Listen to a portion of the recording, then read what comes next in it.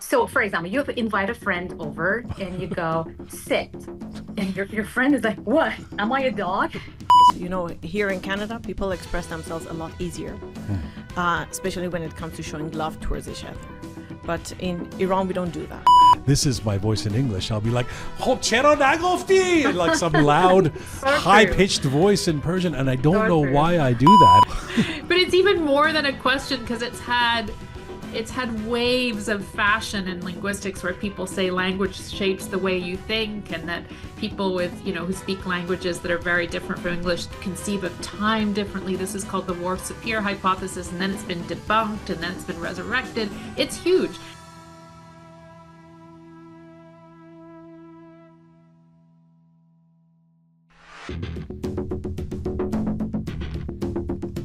It's July 31st, 2025. This is Roqe.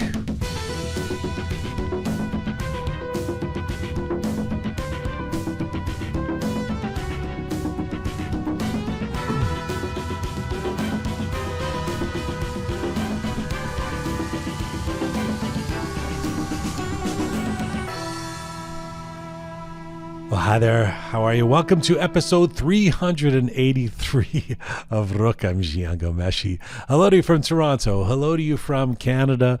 Salam Dustan Aziz. Durud bar shoma. Hope you're doing well wherever you are tuning in from around the world.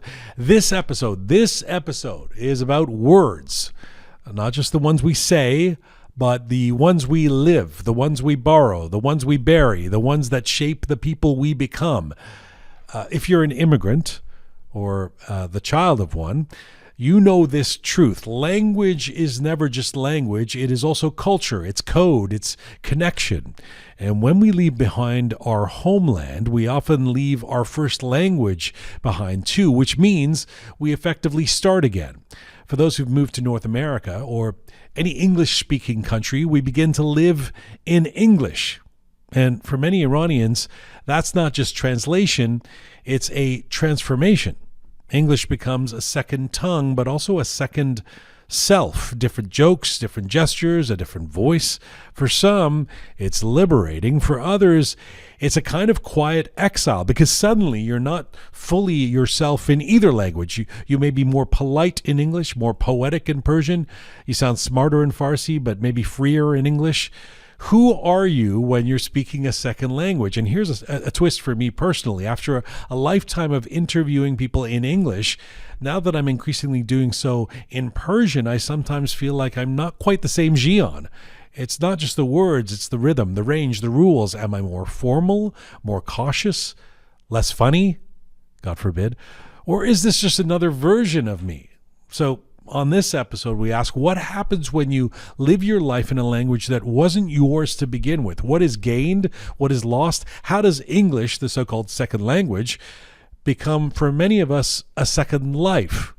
Coming up, a panel of three extraordinary Iranian voices joining us from across North America: an acclaimed linguistics professor who spent her career studying how language shapes society, a certified English instructor who's become a guiding voice for Iranians learning to live and thrive in English, and a social media star who's redefining what it means to lean into a language and learn it later in life.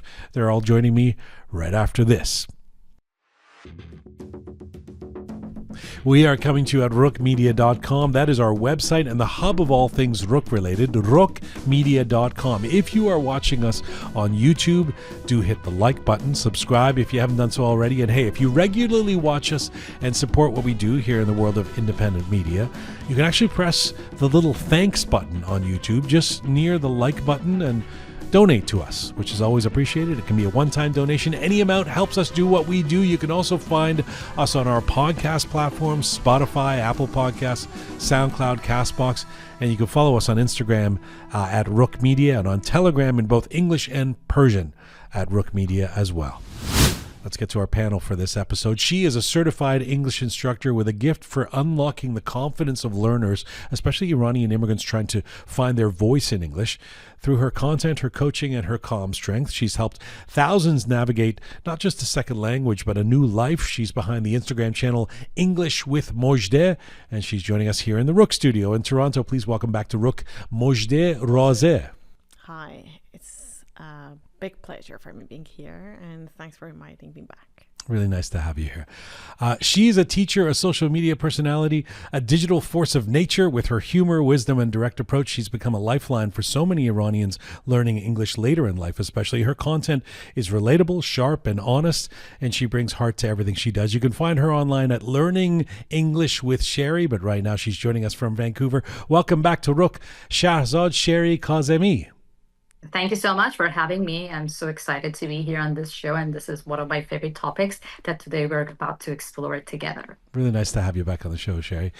And finally, she is a brilliant mind in the world of linguistics, a published scholar, a former president of the Canadian Linguistics Association, and someone who has dedicated her career to exploring how language intersects with identity, culture, and power. She also happens to be my older sister, and I've been learning from her in both English and Persian since I was a kid. Joining us from Winnipeg, Manitoba, please welcome back to the program, Dr. Jila Ghomeshi. Hello. Hi, Jian. Nice to see you. Well, nice to have all three of you here, and a topic and a panel that I think is going to resonate with a lot of people. It's something that I feel like I've talked about in life for many years, but we've never actually done a deep dive on. So here's the opportunity to do so. First, a very basic question to all three of you. Let me start with you, Sherry, and then Jila, and then Mojdeh. Do you feel like the same person when you speak? When you you don't even feel like this. You're not even going to let me ask the question. Do you feel like the same person when you speak English and when you speak Persian? No, not at all. I'm two different people in this case. So when I speak Farsi, I am more, like poetic, and I try to stretch out my words to try to be a little bit like, dainty. But in English, I'm more unapologetic, fearless, and I'm more bold in English. And I think in English, I can be a little bit careless about what I say, because it's, more like you can say whatever you feel like and whatever it's going through your mind, and you can say whatever you want to say. But in Farsi, you have to be extra cautious and to find the good words and to be a little bit very careful with your words. Sorry, I can't let that go without asking you about what you just said before I get to the other two. So is that inherent in the language? In other words, do you think Persian itself makes you speak more dainty and English is more unapologetic? Or is it just because English is your second language? Well, it can be both, but here's the thing, English is more for me, it's more unapologetic. You can be unapologetically yourself. But in Farsi, you have to kind of sometimes with the words, you can be more polite. For example, if you stretch out your words and you use a little bit of you میتونی کارو بکنی, it sounds more polite. But in English, it's more about phrasing. Phrasing the words shows how polite you are. So you are two different people in these two scenarios. So you don't feel the same person in two different languages, I guess. Okay.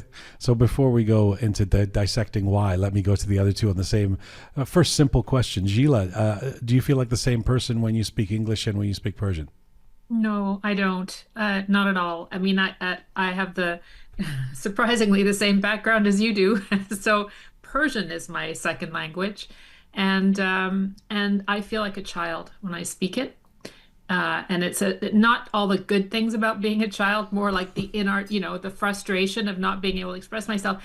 And when I've tried to learn other languages, like French and German, I've studied, I don't feel like a child in those languages. So it's because it's my heritage language, I think. It's because I heard my parents speaking it. There's something particular about Persian for me because of our background that makes me feel like a child. But do you feel like you don't feel like a child when you speak German, but do you feel like a different person still? I do. I feel like a different person in all of them. Okay. But the persona when I'm speaking Persian is a child. A juvenile person. And Mojdeh, to you, do you feel like a different person when you speak these different languages, English and Persian? Absolutely. Unlike Sherry, when I speak Farsi, I tend to be more comfortable But in English, I tend to be more selective. So I have to be careful with my choice of words because I'm not quite sure what people would think of what I just said. I think it's more of the background that I've been missing on, because I grew up in Iran. So culturally, I'm missing out on a lot of points regarding the culture of like Canadian people, for example. So I tend not to be as comfortable speaking English as I do in Farsi. Not as comfortable, but would you say you do feel comfortable speaking English? These days, yes. After many years of actually working on it, doing a lot of research, watching a lot of shows, talking to different people. Was there a moment when it clicked where you were like, okay, now I speak English comfortably? I remember it happened like a year after I immigrated to Canada permanently, because before that I used to travel here. I didn't feel that confident, but after I moved here and didn't go back because I was in contact with people for a longer time, I felt happier talking in English. And just out of curiosity, same question to you, Sherry. Do you? I mean, you speak English very well. I'm not. It's not about that. But do you feel comfortable in English? I think honestly, like we all feel comfortable in our native language, right? So when we start speaking English, we are not comfortable as we are in our native language for sure. But I don't know, I enjoy it. It's like, for me, it's like exploring a new place, exploring different places when I start speaking English, right? And it's like I am getting to a new version of myself and I'm exploring a new version of myself. And for me, it's more like exciting, right? So it's coming from like a joy than being comfortable. I like sometimes not to be comfortable.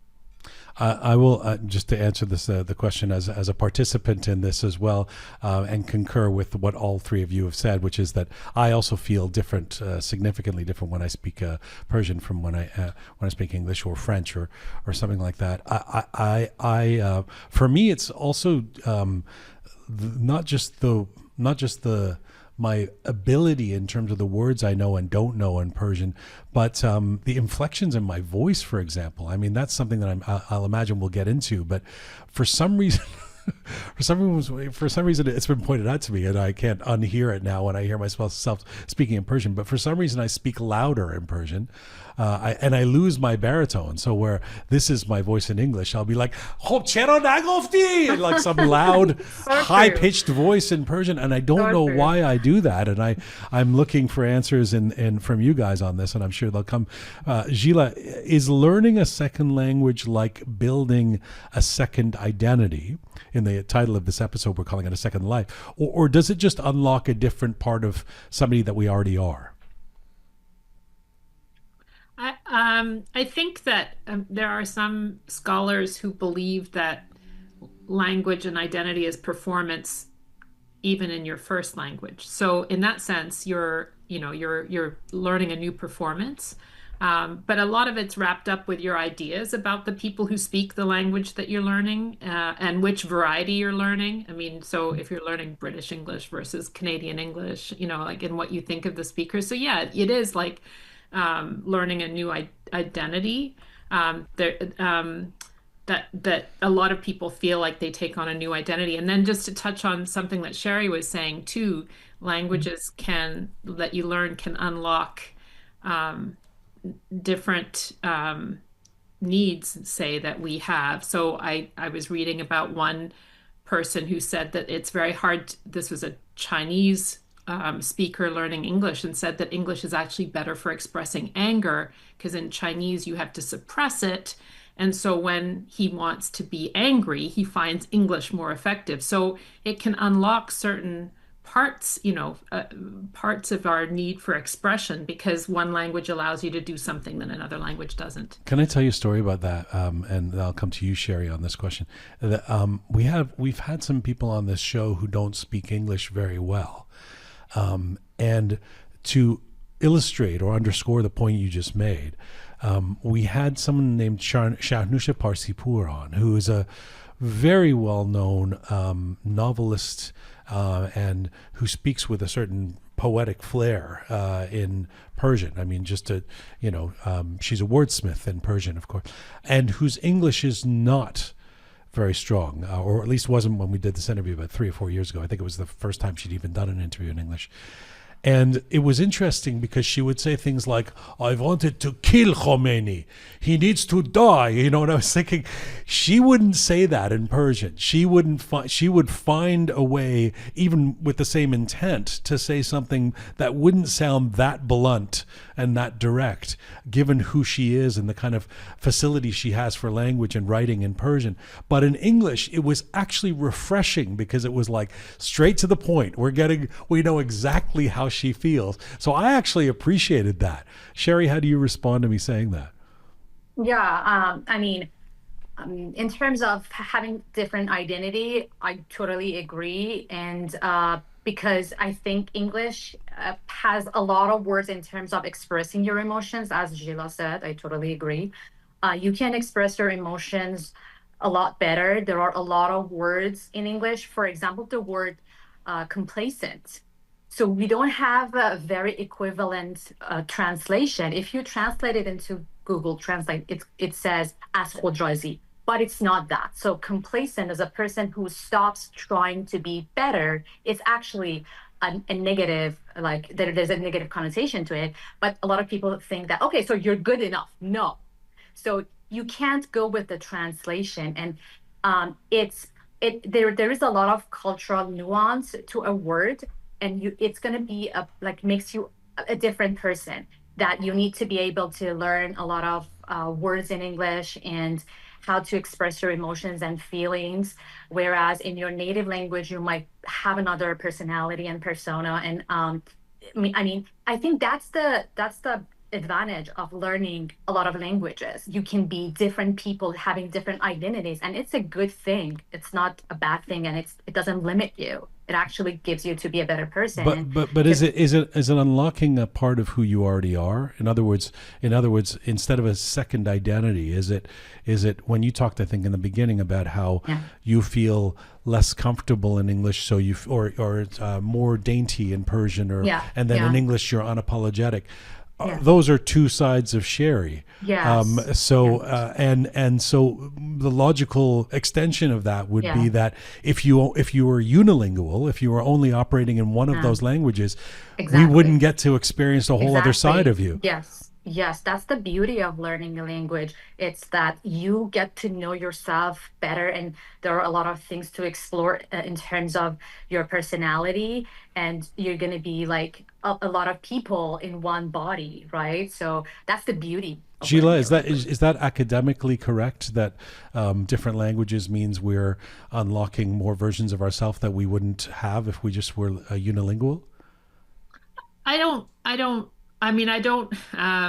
I can't point to a study, but I would say it makes sense. I mean, the more contexts, the more different contexts we put ourselves in, and linguistic context is one kind, but you could even say the more kind of, if you range from formal to informal context, the more that brings out different sides of ourselves. Yeah, for sure. I don't disagree with that. Mojdeh, the question to you about whether a second language is building a second identity or unlocking something that's already in yourself. So there's something that I wanted to highlight, the importance of the role of culture when it comes to expressing yourself. I don't remember back in Iran we used to actually go around the house and say "Duset daram" in Farsi to each other. It sounded kind of weird. So it would like walking around telling my mom, "Mama, duset daram," or my son, for example, "Duset daram." But in English, we can easily convey that. We can easily express yourselves. So I think that this is something also cultural. So another language can help us unlock things that were hard for us to do back in our own mother tongue. And there's. So I didn't understand the example. Are you saying that you that's difficult to do in Persian, but in English it's easy to walk around saying "I love you, Mom, love you," like that? Yeah. Why is that hard to do in Persian? Because we don't do such things actually back in our families. Right. But the differences between the cultures and the people who speak different languages. Here in Canada, people express themselves a lot easier, especially when it comes to showing love towards each other. But in Iran, we don't do that. So Farsi is also something which is affected by this culture. But English, on the other hand, can help us express ourselves a lot openly. Jila? I was just going to say, we're sort of talking about the way we express ourselves in our second language, but there's also the way we get perceived when we're speaking our second language. And I just wanted to pick up on that cultural piece because it's true that maybe people don't say dusit daram, but the expression of taruf, which often involves raising someone else and lowering yourself or flattering someone, especially people you don't know, which is so skillfully done in Persian, can sound not the same when you're in English. So it might not be perceived that way when you're speaking English. So if you flatter somebody, it just might sound like you're being obsequious or too flattering. Whereas in Persian, it would sound like, a skillful social interaction. It doesn't sound like so there's that perception when you're trying to do something, translate some cultural piece into your second language, and then it gets perceived the wrong way. Yeah, that's so true. Just on the the point about expressing emotions that Mojdeh was bringing up, it would seem like I would imagine an orthodox way of thinking of this would be to say in your mother tongue or your language that you're most comfortable in, it would follow that you would be more emotionally fluent. You would be able to speak more emotionally clearly in terms of what your intent is. Is that true? Is that true? Jila, you're nodding. Sherry, do you agree with that? Jila, go ahead. I know when I was, according to the literature, first languages I'm reading on my screen here are often mostly connoted as the language for intimacy and closeness. So that's a sort of something they say in the literature.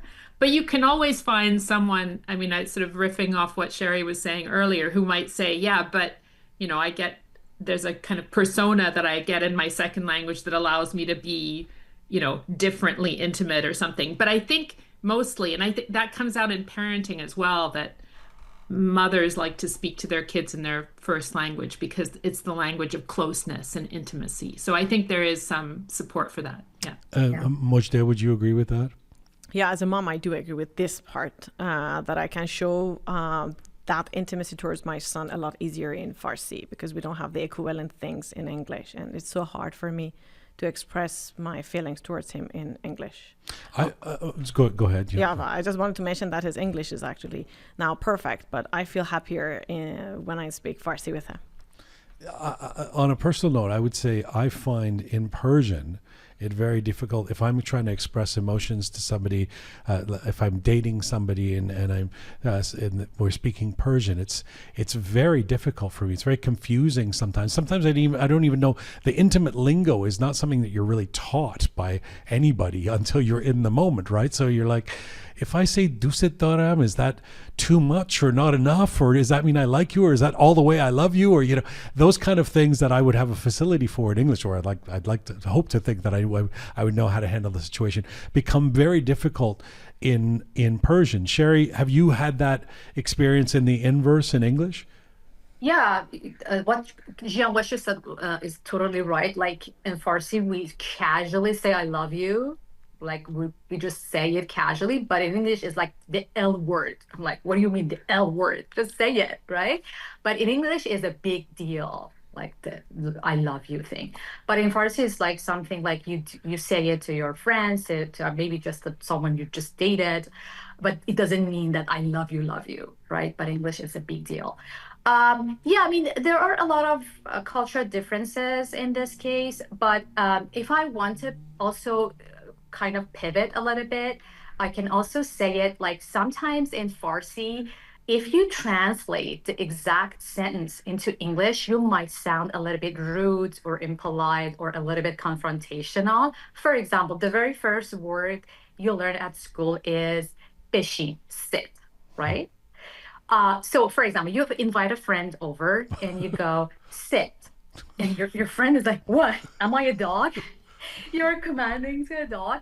So you would say in English, come sit down, take a seat, Please right? take it. This Yeah, is yeah. how you say it in English. But this is how you learn it at school. Like, Bishi, sit, right? But you don't understand the nuance in the school or when you are learning the English. And you might sound a bit confrontational. I Like, didn't know in Persian, like if you're throwing a mehuni, that's what you do. You say beshin to somebody who yeah. comes. No, we would say No, say befamai. fishing, like fishing, something like that, right? Right. You don't say take a seat like sandali biyar. So you would say just sit fishing, right? Or for example, your friend is hovering around in your kitchen looking for something. In Farsi, you say chi mikhai. But in English, if you translate it, what do you want is like, whoa, it's confrontational. What do you Right, right. want? You go, oh, is there something I can help you with? Are you looking for something? Right? But in Farsi, you say, what do you want? Chi mikhai, right? But English is very confrontational. I was So I was going to ask you actually, Sherry, you and Mojdeh, the English teachers, how do you grapple with? I mean, I'm sure it can't be done in the first class or something like that, but how do you grapple with teaching the piece about around emotions, around expressing emotions when you're teaching English to say an Iranian who has recently come or is doing an online course with you, Sherry, and then Mojdeh. yes. Moja, if you want to go first, go. You can go first. That's fine. Okay. So actually, Beshin, in my Beshin. yes. So in our classes, we have a native speaking teacher. So I actually does that on purpose. I do that on purpose because of this particular reason, because I want to show that like the way that we talk might seem a little bit rude or confrontational, and we teach that part of culture as well in the class. So if someone asks something, or for example, and the other person wants to comment on that and goes, oh, it's weird. So the word weird in Farsi is translates to ajibe, right? But in English, weird is like, whoa, it's too much. So you don't say to someone's opinion, it's weird, right? So you would say, oh, okay. But I try to come up and say, you don't say to someone's opinion, oh, your opinion is weird. That's rude. That's impolite. So I try to say that. I know it's in Farsi we say the same thing, but in English it's not the equivalent to use that word. So I try to teach that differences in our classroom. Mojdeh, go ahead on teaching emotions, emotionally. Sure. There's one thing expression. that I typically do in my classrooms, and that is one of the reasons why I enjoy in-person classes more than the online ones, is that I invite my students out of the classroom to join some other types of communities, to have the classroom in some other areas, in some other situations where they can experience the real life English. So they would have the chance to talk to native speakers more. Like when I wanted to teach them, for example, it's not about emotions, but it's like the everyday type of conversation of ordering something at a restaurant. I wouldn't be teaching it like technically in a classroom. I would take them out to a restaurant and teach them how to speak with the waiters and waitresses there.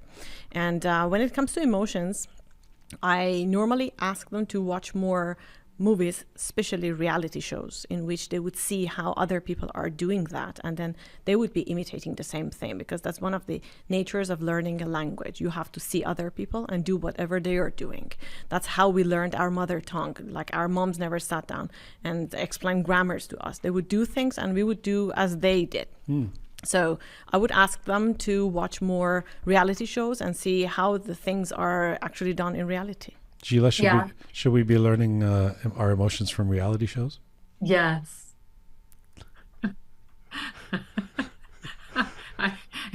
Sure.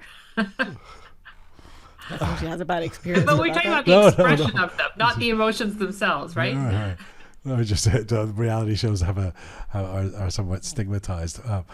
Sherry, would you want to say something? Yes, Yeah, yes. yeah. Actually, reality shows are great in terms of emotions because when you get to see how people can talk about their emotions for like 10 minutes straight, is like, wow, it's a lot. But if you ask a Persian like how do you feel, like I'm good. that's the end of the Yeah, conversation, yeah. right? The only thing we know is like, I'm good. And we can't express that. But like Love is Blind or Love Island or these kind of reality shows are great for language learners to see how people can express their emotions and feelings. All right. Yeah. It's a great pretext for a reason to watch Love Island. I mean, it's like, you're watching that again? Well, I need to learn the language. My Yes. emotional nuances need to come. Yes. Friends, on this show over the last 5.5 years, it's come up a few times that Friends is a show that Iranians, first of all, they all know it. Yeah. And there could be all kinds of reasons for that. That also includes superficial reasons. They're six hot people, and we like looking at attractive people, etc. But I've been told a few times that is one of the ways that Iranians found to learn English. It was watching Friends, and also because to a certain extent the lingo and the interaction is not super sophisticated. It's actually helpful to learn from that. Mojdeh, you're nodding. Yeah, because that's what I have heard a lot. And this is something that I don't personally agree with because now it's kind of old. So I would normally suggest other newer resources for watching. My top choice would definitely be something like game shows, because in these type of reality shows, people learn how to show their emotions, especially when they are angry. One of the things that my students tend to tell me most of the time is that when we get into a fight with someone who's a native speaker of English, what should we do?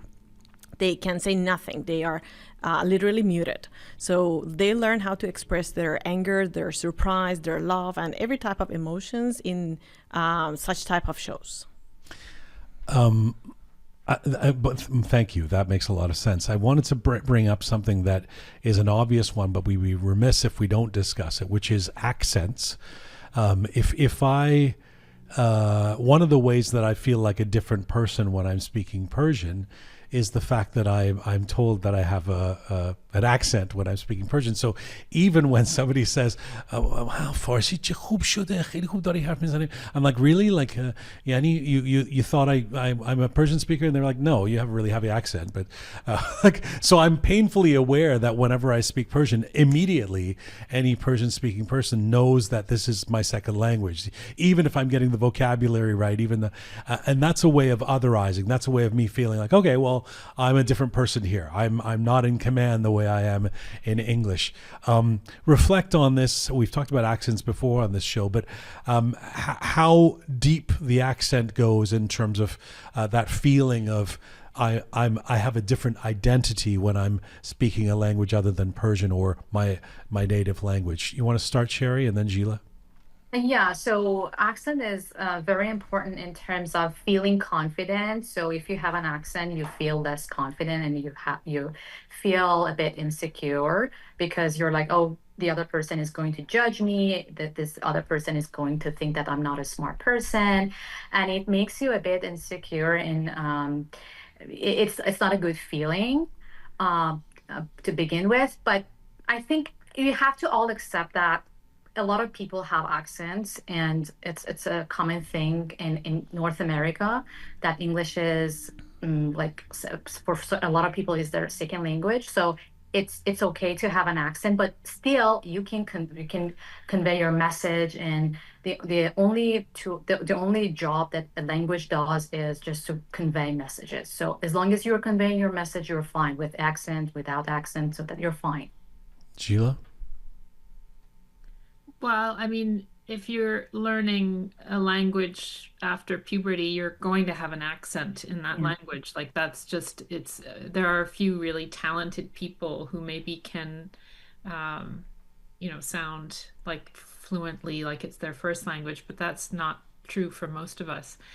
There was an interesting study that was done on Iranian English language learners where they were ranking, like the study was looking at their attitudes towards different English accents, like American British, RP British, like received pronunciation, African American vernacular English, Australian English, and also Persian English, like because now there's enough Iranians who speak English that there's a Persian, English accent.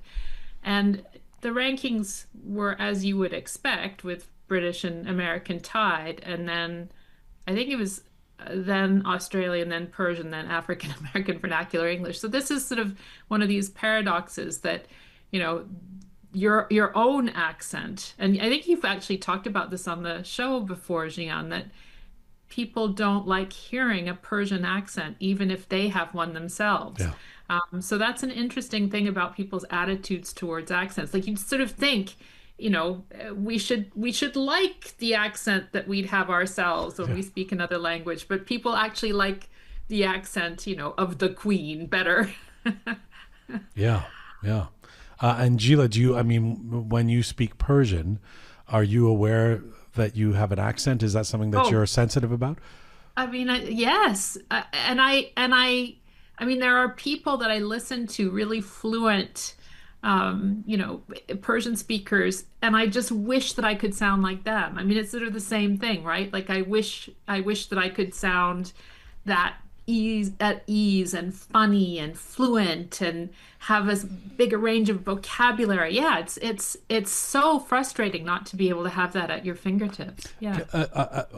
When you come on the show, Gila, I tend to sometimes personalize things, usually to the detriment of our family and our memories. But, you know, I think about Dad, who, our dear late father, who had a heavy accent, and who was the life of the party in Persian, very funny, and in English, still funny because he would laugh at his own jokes, and, you know, we would sort of laugh at that, but the jokes just wouldn't land. Like, he was trying to do some sort of translation that just wouldn't get there. Is that in the language, or is that in the accent? I believe I think it's that, you know, translating. I think it's in the translation, not in the accent. No, I mean, I think you can have someone who has accented English, who can. That's not to say our father wasn't funny, but, you know, who could carry that off. But I think my Dad was doing a literal translation sometimes of something he would say in Persian, and it was a different cultural context, and so it didn't sound the same. Yeah, Mojdeh. When it comes to accent, I always tell my students, why are you terrorizing yourself? This is the last thing anyone would consider important. Let me just bounce the question back to you, Jian. How would you feel when someone speaks in English with Farsi accent? I like to make fun of it because it's, you know, it's funny sometimes. But would you do that? But I only make fun of Persians. No, I think I actually enjoy accents, and I have no problem at all people coming on with accents, and and speaking with accents, and I really appreciate. We've been through this on this show before, where we've talked about how the people who are the most critical of those who come on our show who may not speak English super well, or may say something with a little bit of an interesting tweak or twerk, or, you know, in with an accent, are other Iranians. I think it's been years we've been doing this. I have yet to hear from a English speaking, you know, Canadian, quote unquote, whatever you want to call them. I don't think we've had one person say, well, that person had a really heavy accent, how dare you bring them on? But you guys all know there's been a couple of people who've been on the show that have been vilified in our social media platforms, like, or just ridiculed. We had one guy it was a great interview, really enjoyed it, and then a clip from that interview went viral because he said one word incorrectly, and it was incredibly, I felt, unfair to him. But it was other Iranians making fun of this Iranian But you guy. would never do such a thing. You would even encourage them. I'm trying to get to a point. Do such a thing meaning what? So I'm trying to get to the point to tell other people that the people who speak English very well, it's kind of their mother tongue, would never judge you based on your accent. No, they wouldn't they even won't. care. No, I wouldn't. No. Yeah, I would always tell my students. Actually, I would go so far as to say some people find it attractive. Some people love it. It's like, oh, how cool, you know. And it's shorthand for this person's smart enough to know more than one language, right? Exactly. That's what I tell my students. It shows that you know more than a language. So you have to be proud of yourselves. But this is something that I have to be telling them all the time because they tend to forget. Yeah, yeah. I mean, it's. I still do understand the sensitivity. Sometimes I'll have a friend, an Iranian friend, who just won't want to speak. We've had staff members who are like, who don't want to speak English in front of me, and I'll be like, well, why aren't you speaking English? Because I'm embarrassed because you speak really well, and they'll speak English with other accented Iranians, but not with me. And it's a fundamental misunderstanding of how I'm. But I get it because I feel that way with Persian sometimes as well. For many who learn English later in life, there's a feeling of mourning that they can't say things in the same way as they've been saying them for years or at all. And this has been a response that I've had from some people who've said, I don't want to, who come, for example, to Canada and say, I don't really want to learn English because I don't feel like I'll be able to express myself. I'm too far down the road. I'm too old. You know, if I was 10 years old, I'd be able to learn all this. But at this point, why bother, or can I? Do you relate to that, or is that something that you've heard from the people you interact with, Sherry? Yeah, of course. I mean, I think it's daunting not to be able to convey your message, not to be able to show your emotions or communicate the way that you can communicate in your native language. It's frustrating. I get it, but I mean, it's very important what you're going to achieve and get. Like, if I don't know, I mean, it just goes back to your personality. Some people are like fearless and they want to try new things and they don't care in general, and they don't care what people think, and they're just trying to do their best. I have like some language learners who are in their late 40s, early 50s, and they're still learning and they're still trying to get the accent right, the words right, and they're trying. So I think you can always try to be a better version of yourself. Mojdeh? I know a lady who lived here for 2 years and was doing her best to learn the language and the culture and everything to open up her own business and make it progress, but she couldn't, so she went back, and that was so sad. I was doing my best to encourage her to stay, but it didn't work because she was not surrounded by right people. She was being discouraged every single day, and that's why she just preferred to go back to where people could understand her. But I believe that if she could get on the right path, she could easily have her own business here as well. But she was not able to communicate with other people. She was not able to show her emotions, express herself, tell other people what she wanted, what she didn't want to happen. But because of all these obstacles, she preferred to go back. Jila, do you have that experience with international students that come and find themselves under your tutelage? The experience that they find English It's overwhelming, yeah? No, they're very motivated.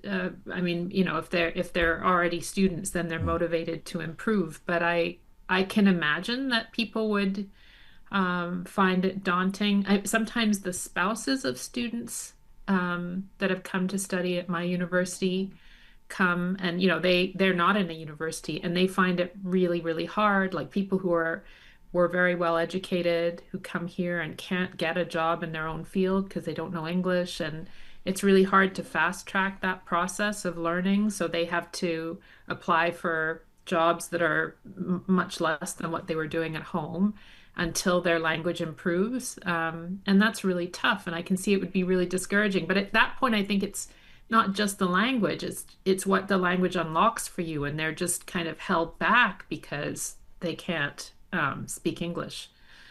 And yet another thing that we've talked about on this program, that there's a lot of Iranians, more recent immigrants, and places like North York and Richmond Hill, or that you'll see, who can get by without speaking English, and don't seem to have any incentive to learn English, and aren't learning English. So they can forgo the second identity because they're staying in their solo identity. Mojdeh, I think I've heard you say in the past that you don't agree with that. You think that people should go out of their comfort zone and learn English, even if they've got the comfort zone in north of Toronto.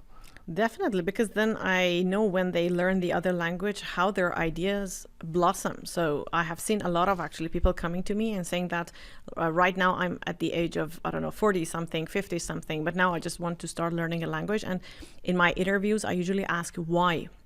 Why now? Why you didn't do anything for it earlier? And this is the exact thing that I get from them, that we didn't feel the need of doing that. But when they come to me, I do my best to lure them into learning this new language, not just because it would help my business, but because I can help them find another type of world out there that they haven't been seeing before learning this language. And I know that they would be a lot happier in life after they see how they could improve. This is another achievement for them. That's quite a thing to say. You said that their ideas blossom once they learn English or another language.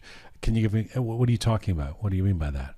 So because of my job, I'm dealing with different types of people who haven't been able to have their real identity here because they couldn't speak the language which is spoken widely in the country. But when they learn English and they try to, they actually do their best to communicate with other people and convey what they want to say to other people, they can easily show their true personality, their true creativity. So I know some people who could create things.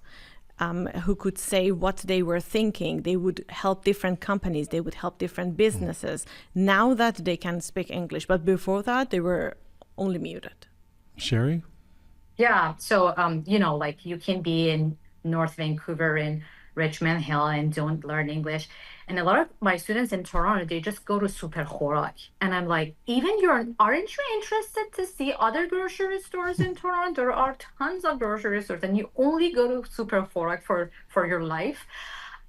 So, you have to get out of your comfort zone, and no one can get to their full potential if you're in your comfort zone. So you should know that if you're moving out of your country, you have to be open to new things, and you have to get out of your comfort zone.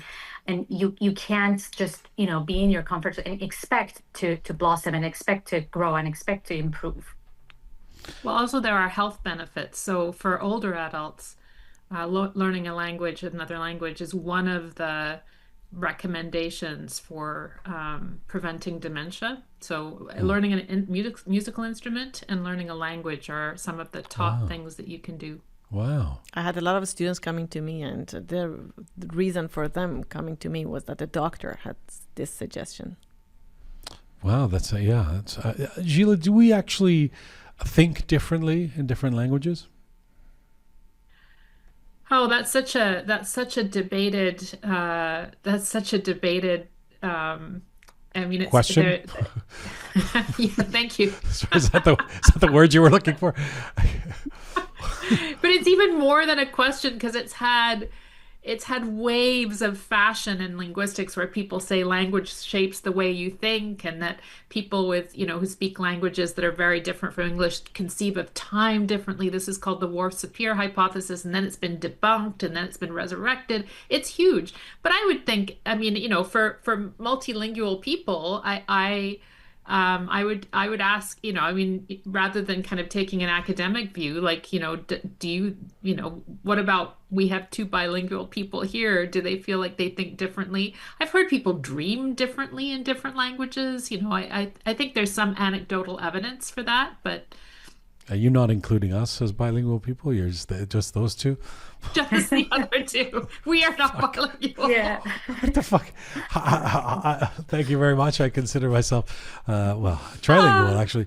But okay, yes, let's go to the bilingual people. Sherry, do you find you think differently? Yeah, I can say yes, but also, not that different, right? So, I try to be the same person. I don't think I can be like very different in two different languages. Yes, you can be some parts in different languages, but generally speaking, you're like one person and you try to just, sometimes you try to translate, sometimes you try to just know what works for you. But I don't know. It's very complicated. And as Gila said, like it's a debated topic and it's complicated. Mojdeh?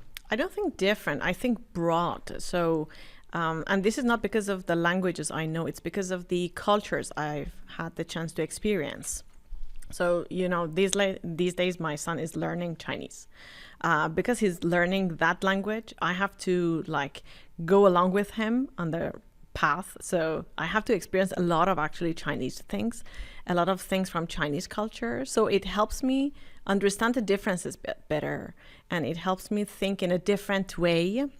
I mean, in a positive way, but not just because of the language, it's because of the culture and more experience I'm getting in life. Can I ask why he's learning Chinese? It was my idea. It was your idea. Yeah. It's a great idea. But he speaks Persian, I assume. He speaks Persian very well. He speaks English very well. He's going to start French very soon, but his Chinese is going to be completed. He's what's it called? A polymath? Somebody who speaks Polyglot. polyglot. He's a polyglot. Doesn't sound as good. Glot just isn't very attractive. Part of that. We've been talking about the second language in terms of disempowerment. We've been talking about the second languages and the limitations. Can any of you think of a case in your teachings or in your lives where somebody in their second language is more empowered, is actually somehow doing better in a language that isn't their native language? I'll take the silence as a no. Does any can any of you think? I mean, is it a given that you're always going to be sort of less proficient in the second language? Mojdeh, you're nodding. Yeah, especially when it comes to situation I earlier mentioned, especially in situations when people feel angry. They feel like they are tied up. They cannot say what they want to say. So there is an accident happening on the road. When they want to show how angry they are because of what has happened, they would definitely start swearing in their own mother tongue. They feel limited when it comes to the second language. Jila, any thoughts on this? Well, it depends on what you mean by doing better. Like, people could have a better job in English than they, so, but I presume the kind of thing you're searching for is greater eloquence or creativity achieved in the second language. Was that what you were thinking about, or? No, actually, I think the job is a good example of how a second language can be empowering if the person is getting a job that they couldn't get otherwise. I mean, that's a great example of how the second language is serving them. I did meet it more on a sort of personal level of how they may feel like a stronger, more powerful person. I think going back to the very beginning, when Sherry said, "I'm more unapologetic in English," that actually to me is quite powerful. I mean, you've come and learned a language that makes you feel somehow like you're wielding this sword in a way that you weren't in your home language. It's actually it's counterintuitive to a certain extent. It's the opposite of what you were saying about anger, right? Yeah, because with the people that I've had the interaction with, it's been opposite. Like they feel limited unless they learn that language perfectly. I've had students who just started working with some film companies when it came to the level that they knew English proficiency. But I don't think that this happens to all types of people. No. Sherry, any thoughts on that? Yeah. So I mean, so when you're angry or in that type of situations, I agree with Mojdeh, like for sure. But I mean, by being apologetic, I mean, you can speak your mind freely. You can say whatever you feel and whatever you're thinking of. I mean, you can be more bold and you don't seem as rude or impolite. It's just like how the language works in English, that you can be more, a little bit direct and say how you feel like. But in Farsi, you shouldn't say how you feel like, and you should be a little bit passive aggressive, right? Like you shouldn't say how you exactly feel. You should stop talking about how you feel like, and you should always say, yes, you were right. Yes, whatever you say. Yes, yes, you're good. You're great. But in English, you can speak your mind. That's what I meant by being unapologetic. And with I've had myself. I've had the inverse. I've had the opposite be an issue for me, where I'll say something in Persian that's a translation of English, and somebody will say, "Ina nagi be in khanume chera dari Yeah. and I'll be like, "What? That's bad?" And they'll be like, "Yes, you can say that in Persian, But I'm just Yeah. directly translating what I would say in English, right? Yeah. It's interesting. I read one thing that said that, when people reflect on learning an additional language, that the new language sort of strips them of their identity and of what's familiar.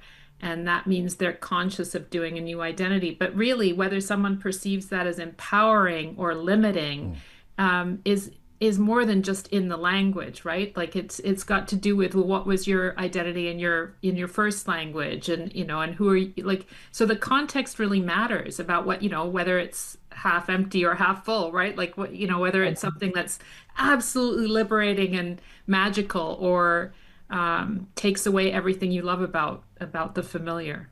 I have to say, before we wrap up, when I was reflecting on this on a personal level, I was thinking that, yes, I feel like that second person I talked about, the inflections of my voice, and definitely I don't have the vocabulary in Persian. But one thing that I've learned by doing some interviews in Persian now, conducting the interviews that is in Persian, is that I am not really that different. In other words, the skills that I like to think that I've honed over 2 or 3 decades as an interviewer, I can still bring, and I can even be funny at times, and I know how to use pauses, and I know how to pick up on something that somebody said. All of those things are still there. So it's not like I'm an entirely different person, or that I can't do my job. And that's an interesting takeaway for me. Yeah. There was no question there. Just a thought. Jila, I wanted to make sure I came back to what you said about the way people are perceived.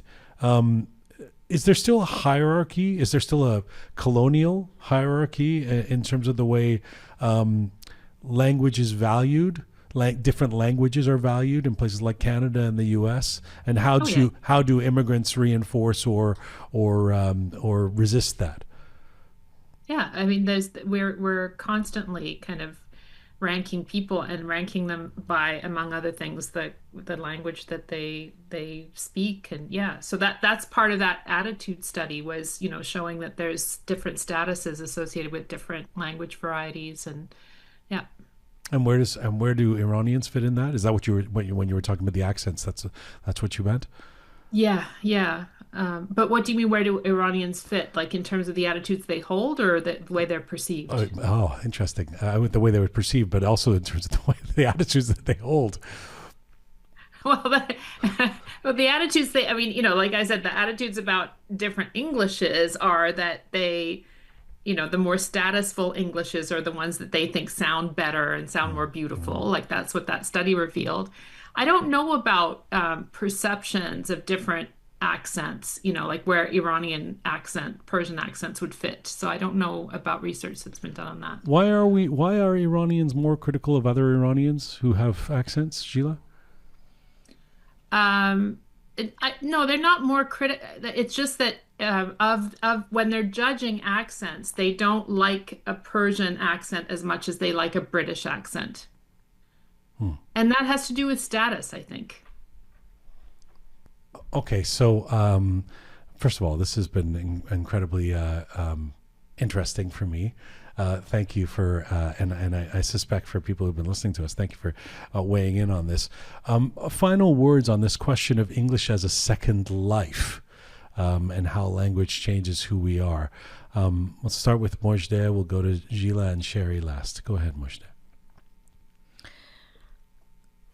My final word would always be just to try and continue, because ultimately you will see how beautiful your life will be after you learn another language, because you can talk to different people, learn different things from them, And that gives you the life experience. That's what life experience is: being able to making new friends, tackling different situations, dealing with different problems. And I think that with every language you learn, you open up new doors to more difficulties, not even more happy moments. But I think that finally all will end perfectly. Jila? Yeah, I would generalize beyond English and say an additional language is an additional life. It's greater cultural literacy. You know, when you learn a language, you're learning so much. It increases tolerance. It's better for our brains. It's better for our health. It's better for the world. Yeah, Wow. there's no argument against learning an additional language. Wow. Sherry? Yeah, and I just want to add to the point that we need to also stay positive and think about this journey as a joyful journey. And it's not about getting to the end, like when is it done, Sherry? It never ends. It's a never-ending journey, and we have to enjoy the ride.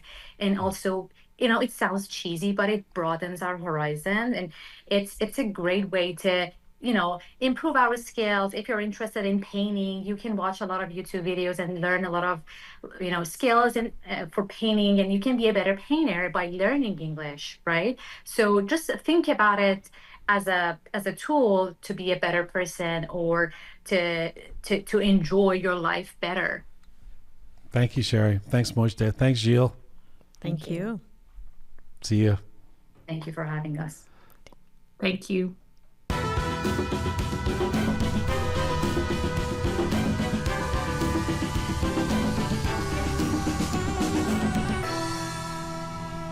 Really enjoyed that episode. It's really hot here in the studio, so while I was doing the panel there, I was trying to cope with the heat, but we made it through. I hope that you found that as interesting as I did, and as we all did here at the Roqe team. So please let us know your thoughts if you wish. info@roqemedia.com. info@roqemedia.com is the email address you can find us at. Of course, you can post your thoughts on any of our platforms in the comments there. And remember what I told you in the beginning: if you like our content, you can like our content, and you can also subscribe, and you can give us a little donation on YouTube, or go to our website roqemedia.com to figure out how you can support further. Thanks for being with us. This is Full Time for Roqe for today. Thanks to the amazing team who put this show together each week: Super Parisa, Savvy, Roham, Tina, the photo and video queen, and talented Anahita. Special thanks to Charming Kimia, the CK, Special Smart Pega, also Special Pega, and Methodical Kaveh. And thanks to TRK, the Rising Keon, for your help. Thank you to all of you out there for supporting us and sharing our content. Do subscribe if you haven't done so already. You can find the show on Instagram at Roqe Media. You can find us on all our podcast platforms at Roqe Media as well. If you listen to the program and you haven't checked out the YouTube version, it's all on video now, so go over to YouTube and watch that as well. And do subscribe. You can find me on Instagram at Jian Ghomeshi. And most importantly, as we like to tell you each week, this is very important, Mizunbashi.